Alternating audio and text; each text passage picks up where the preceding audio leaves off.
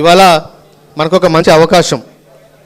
ఆనాడు తెలంగాణ ఉద్యమంలో అయితే ఏ విధంగానైతే తెలంగాణ హక్కుల కోసం మనం విద్యార్థి విభాగంకి వెళ్ళి మనం పోరాటం చేసినామో, ఇవాళ కూడా హైదరాబాద్కు గుండెకాయ లాంటి మూసీ నది పరివాహక ప్రాంతంలో బతుకుతున్న దాదాపు 10-15 వేల కుటుంబాలను ఇవాళ రోడ్డు మీద పడేయాలని చెప్పి ఇవాళ రేవంత్ రెడ్డి గారు ఇవాళ చూస్తూ ఉన్నారు.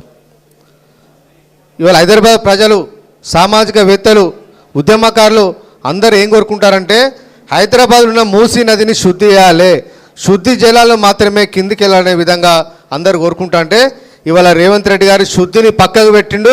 ఇవాళ అభివృద్ధి పేరు మీద మొత్తం దాదాపు 3,500 ఎకరాలు మూసికి అటుపక్క ఇటుపక్క అక్వైర్ చేసి పెద్ద పెద్ద హోటళ్లకు, పెద్ద పెద్ద ఆకాశ ఆర్మీ లాంటి బిల్డింగ్లు కట్టాలనే ఉద్దేశంతో ఇవాళ రేవంత్ రెడ్డి గారు ఇవాళ బలవంతంగా ప్రజల నెత్తి మీద రాష్ట్ర ప్రభుత్వాన్ని తాకట్టు పెట్టి దాదాపు 1,50,000 కోట్ల రూపాయలు ప్రపంచ బ్యాంకు నుంచి, జైకా నుంచి నిధులు తీసుకొచ్చి ఇవాళ తెలంగాణ ప్రజల మీద ఆర్థికపరమైన భారాన్ని మోపాలని చూస్తుండు.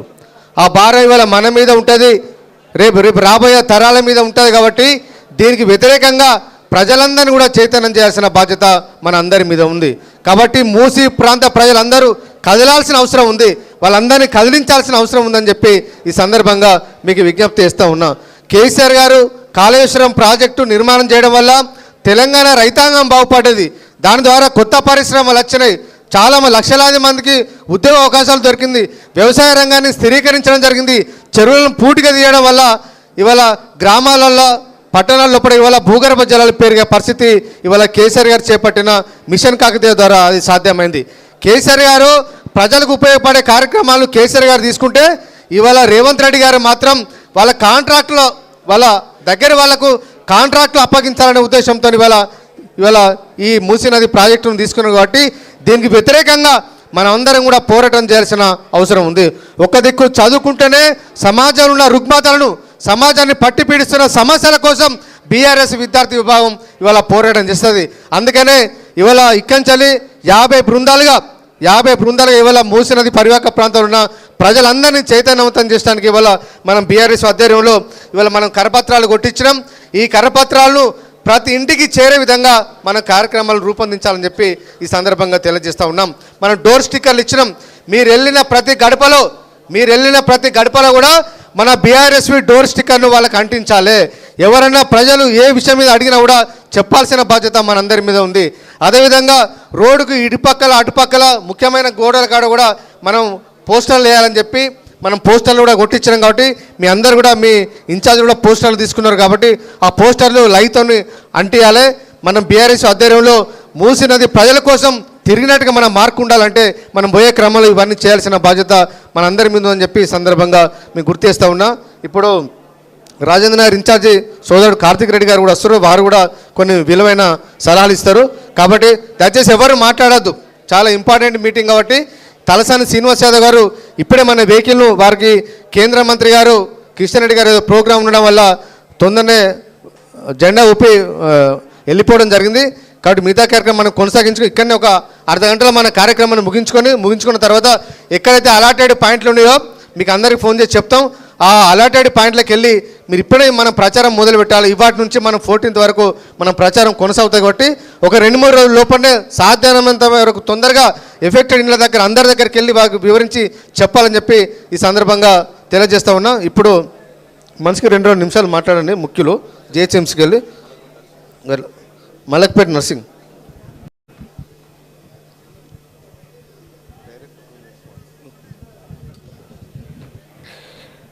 గౌరవలేనున్న వేదికమై ఉన్న గెల్లిసినన్న గారికి, బాలన్న గారికి, స్వామి అన్న గారికి, సతీష్ అన్న గారికి, ఇక్కడ ఉన్న స్టేజ్ మీద నాతోటి విద్యార్థులకు, కింద ఉన్న నా అన్నదమ్ములందరికీ, అక్క చెల్లెలకు ఉదయపూర్వక నమస్కారాలు.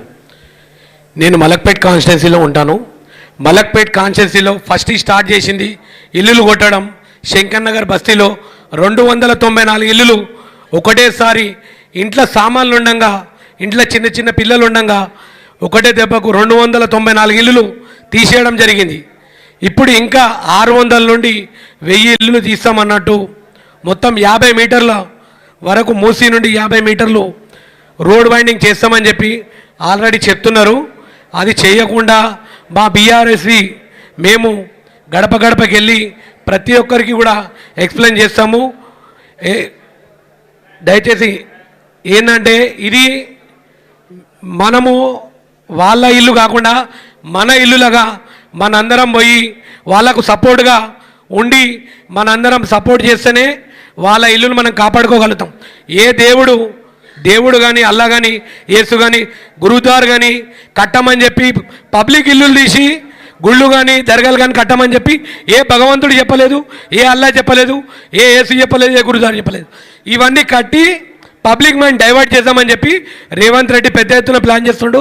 రేవంత్ రెడ్డి నువ్వు గుళ్ళు కడతాయేమో, నీకోసం మేము పొందబెట్టనికే మలక్పేట్ కాన్స్టిట్యున్సీ కాదు టోటల్ హైదరాబాదు మేమందరము రెడీగా ఉన్నాము.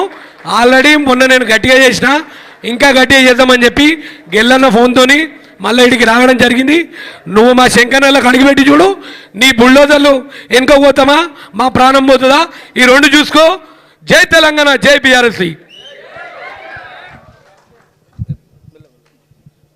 ఇప్పుడు ప్రశాంత్ గౌడ్ మాట్లాడుతాం. అందరికి నమస్కారం. స్టేజ్ మీద ఉన్న పెద్దలందరికీ కూడా నమస్కారం. ముందుగా బీఆర్ఎస్వి పోరుబాటకు వచ్చిన మా తమ్ముళ్ళకి అన్నందరికి కూడా నమస్కారం. ముందుగా ఇది బీఆర్ఎస్వి పోరుబాట కాదు, కాంగ్రెస్ ప్రభుత్వాన్ని తొక్కే చైతన్య యాత్ర. ఇవాళ రేవంత్ రెడ్డి గారు ఏం చేస్తున్నారంటే మూసీ పేరుతోని 1,50,000 కోట్లు డబ్బు దాచుకొని ఆ సంచులతో నెక్స్ట్ ఎలక్షన్ గెలుద్దామనే ఒక ప్రణాళిక ఇవాళ సిద్ధం చేసుకుంటున్నాడు. ఇది కేవలం బయటకి మాత్రము మూసీ పేరుతో అభివృద్ధి చేస్తున్నాడు తప్ప ఇది మొత్తం లోపల మొత్తం స్కాము. కాబట్టి దీన్ని బీఆర్ఎస్వి నిజంగా దీన్ని బయట పెట్టడానికి ఇవాళ గెలుసీన ఆధ్వర్యంలో, కేటీఆర్ గారి ఆధ్వర్యంలో దీన్ని మేము అందరం కూడా తీసుకున్నాము. ముందుగా మా కేసీఆర్ నగర్, కేటీఆర్ నగర్, సత్యనగర్ అట్లాంటి దగ్గర ఆర్బీఎక్స్ అని చెప్పి ఇళ్ళకి రాసినారు. మరి అట్లా అంటే మంత్రి పొంగులేటి శ్రీనివాసరెడ్డి ఫామ్ హౌస్ ఎక్కడ ఉన్నదన్న ఎఫ్డీఏలోనే ఉన్నది. మరి అట్లా అంటే ఇవాళ చాలామంది రేవంత్ రెడ్డి గారి ఇల్లు కూడా రెడ్డికుంటలు ఉన్నది. రేవంత్ రెడ్డి అన్న తిరుపతి రెడ్డి ఇల్లు కూడా దుర్గంచారి ఎఫ్టీఏలో ఉన్నది. మరి మేము అందరం కూడా బీఆర్ఎస్వి పోరుబాటులో భాగంగా వాళ్ళ ఇంటికి కూడా పోయి ఆర్బీఎక్స్ అని కూడా రాస్తామన్నా మేమందరం కూడా. కాబట్టి ఈ మూసీ ప్రాజెక్టుల ఏ వ్యక్తికి కూడా ఒక్క ఇల్లు నిర్మాణం కూడా కూల్చడానికి జేసీబీలు కానీ బుల్డోజర్లు కానీ వస్తే బీఆర్ఎస్వి అక్కడ ఒక సైనికులాగా నిలబడి బుల్డోజర్కి అడ్డంగా ఉండి అడ్డుకుంటామన్నా. బీఆర్ఎస్వి చాలా పనిచేస్తుందన్న. ఇంకొకటి, ఎందుకంటే హైదరాబాద్లో బీఆర్ఎస్వి అనగానే ప్రతి ఒక్క కార్యకర్త ముందుకు వచ్చి కొట్లాడుతున్నారన్న. ఇక్కడ ఉన్న వాళ్ళందరూ కూడా విద్యార్థులే, అందరూ కూడా బీఆర్ఎస్వి నాయకులే. కాబట్టి మా అందరికీ కూడా సమానమైన గౌరవం ఇవ్వాలని చెప్పి కూడా మేము కోరుకుంటూ నాకు ఈ అవకాశం ఇచ్చినందుకు ధన్యవాదాలన్న. ఇప్పుడు సికింద్రాబాద్ నాయకుడు యాదాక్రాంతిని మాట్లాడాల్సిందే కోరుతా ఉంది. ఇప్పుడు మన ఎల్బీనగర్కి వెళ్ళి రమణ్ గౌడ్ కొన్ని నిమిషం.